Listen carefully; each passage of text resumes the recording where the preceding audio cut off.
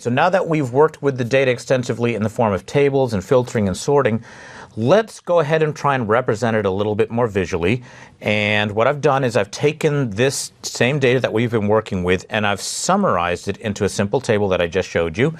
And what I want to do is now show you how easy it is to add a table. So I'm going to go ahead and select the grand total rows for the 5 companies. And I'm going to go to the Insert ribbon. And I'm going to choose a pie option to start with. And we'll choose a pie. We'll just take a basic 2D pie. And we've inserted a pie that represents this data quickly and easy, matter of clicks. And it's also very easy to manipulate and tune the pie chart to look a little bit more presentable and matching whatever formatting you're using, etc. But let's go ahead and shrink it down so we can actually see what we're looking at behind with the data, so we can correct some of this. You'll notice that it's displaying the data, but the labels displayed in the legend are not very descriptive. They don't tell us exactly what we're looking at. So first, to make things a little bit more visible, I'll select the title and I'll remove that by hitting the delete key. Now I'll select the legend. I'm going to right click and choose select data. And I'm going to edit what the data is based on that is populating what these labels are. So I'll hit edit over here on the right hand side. And now I can go ahead and drag select what I actually want the labels to be. I'll click OK. And you'll notice it actually previewed it before I even selected OK in the actual chart.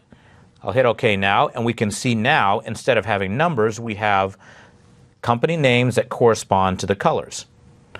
Now, let's go ahead and expand this a little bit because we don't need the underlying data anymore. We'll just work within the chart. And let's say I want to experiment with some of the other predefined styles. Find something that this might be a little bit more friendly for a black and white printer. Actually, it wouldn't be. Those patterns would all become the same. But nonetheless, you can see there's a variety of different options. Some of them are going to display legends. Some of them are going to display the actual data amounts, whereas other ones are going to just display the companies in the legend. A whole variety of different things that you can do. We'll take a look a little bit more about manipulating these in the next lesson. But first, let's take a look at some of the other types of charts that you might have and might choose to use to display your data. Now, a lot of these charts are going to be oriented and better tuned for displaying a particular type of data. In this case, when we're dealing with percentage of sales, a pie chart is ideal. You might, however, choose to use a bar chart as well, and that can validly represent this data. But let's see, we probably would want to tune this one with some of the styles as well, because we're finding that our legend's overlapping a little bit. And of course, we could also we can select any particular item within our chart, such as the bars here, and I could adjust those. In this case, for example, I can select the title, and once again, I'll hit the delete key to get rid of it.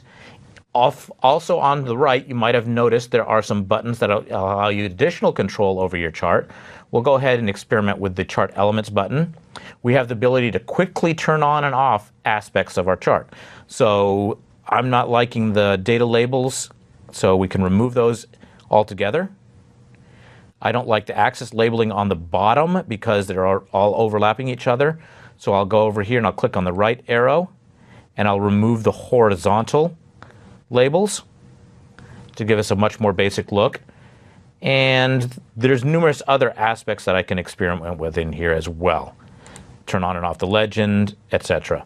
So you can quickly tune your charts to better display and convey the information that you have available and to better convey the message and the data behind it. So at this point, what I'm going to do is I'll go ahead and let you take a look at some of these things.